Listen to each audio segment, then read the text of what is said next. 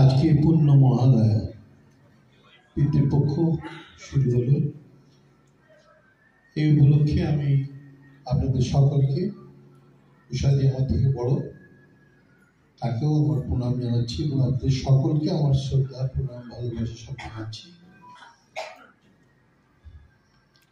আমার প্রথমেই বলতে ইচ্ছে করছে যে যেরকম দুর্গাপূজা পৃথিবীর সব থেকে বড় আর্ট ফেস্টিভ্যাল এর সম্মান পেয়েছে, তেমনি আমাদের ভারতীয় সঙ্গীতকেও সর্বযুগের সর্বশ্রেষ্ঠ সঙ্গীত বলে আমি মানি, এবং এটা প্রমাণ করবার জন্য আরেকজন ধ্রুবজ্যোতি বসুর দরকার হবে।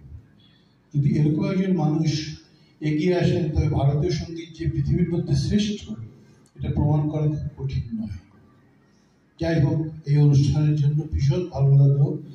এইটা গুগল খুঁজলেই দেখা যাবে, এটা খুব বড় কথা। আর তাছাড়া এই যে রক স্তোত্র নাম দিয়েছে, নামটা সেটা আমি এখানে তন্ময়কে বলছিলাম যে শিলাজিৎ সোম খুব বুদ্ধি করে একটি নাম দিয়েছে, এবং আমি খুব কৃতজ্ঞ তাদের কাছে যে রক বলতে আমরা জানতাম আড্ডা মারা যায়, কিন্তু রক অব্দি যে স্তোত্রকেও নিয়ে আসতে পেরেছে, সেটা কিন্তু শিলাজিৎ আর সোমের কৃতিত্ব। আমার কোনো কৃতিত্ব নেই।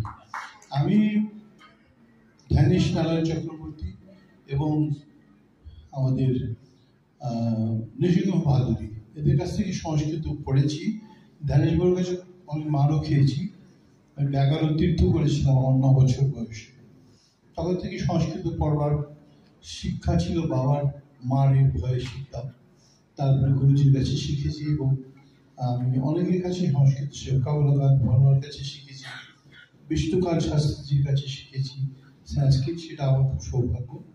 আর আজকে ছোটবেলা থেকে যখন গান একটু ছোটখাটো এই 500-700 টাকার প্রোগ্রাম হতো, তখন জানতাম উৎসাহ ফাটিয়ে দিচ্ছেন গান করে।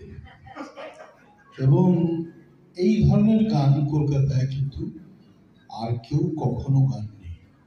মানুষকে নাচিয়ে দেওয়ার গান, মানুষকে ভালোবাসার গান, আর গানের কোনো চরিত্র নেই।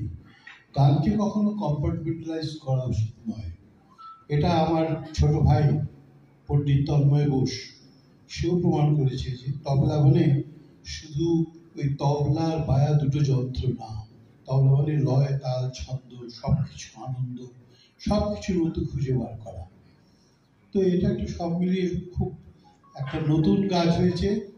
আমি উষাদের সঙ্গে গান করেছি, এটা কখন হয়নি।